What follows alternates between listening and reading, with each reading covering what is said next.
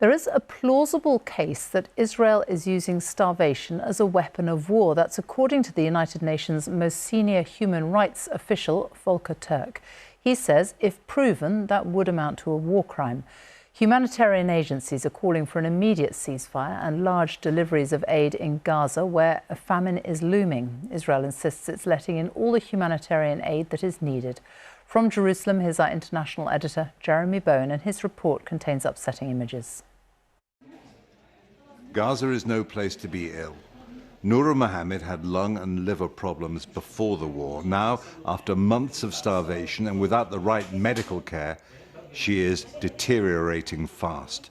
My daughter can't move, says her mother. She's anemic, always sleeping, and there's nothing nutritious to eat.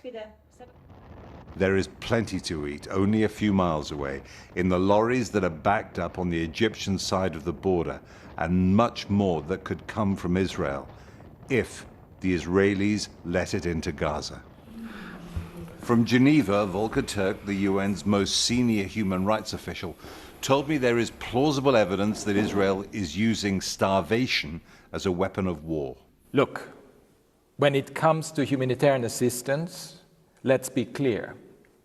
Israel is an occupying power and has an obligation to provide humanitarian assistance.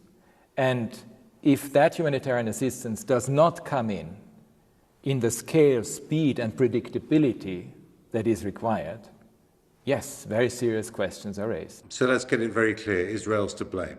Israel is to blame in a significant way, yes.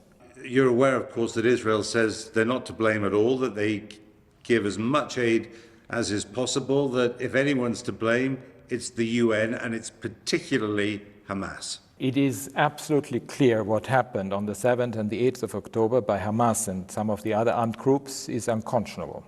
These are flagrant violations of international humanitarian law and international human rights. At the same time, the brutality of the attack by Israel and the method of warfare, it begs the question of the proportionality of the response. You're saying questions, and you say there's no doubt about Hamas. Are there any doubts about Israel?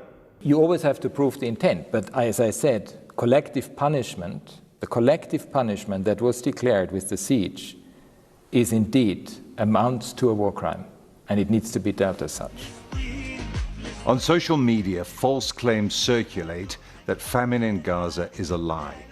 The Hebrew caption says there's more shawarma in Gaza than in Israeli Haifa, and Israel's government dismisses the UN's accusations. Total nonsense. Total irresponsible thing to say.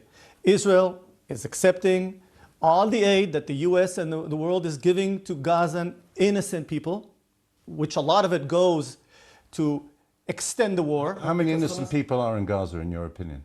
It's not, I'm going to quote any number. I'm basically saying that over 70% of Gazans support October 7 massacre.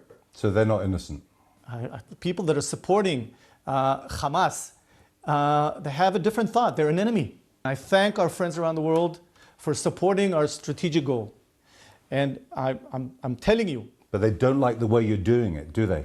That's tough. We're going to finish the war. We'll do everything we can to kill the Hamas terrorists and to minimize collateral damage as much as we can.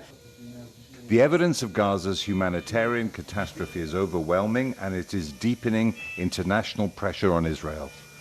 Swollen joints, wasted limbs, and dermatitis are classic symptoms of acute malnutrition. These children reached hospital. Most of just over 1 million Gazans considered to be in acute need will not have that option. Jeremy Bowen, BBC News, Jerusalem.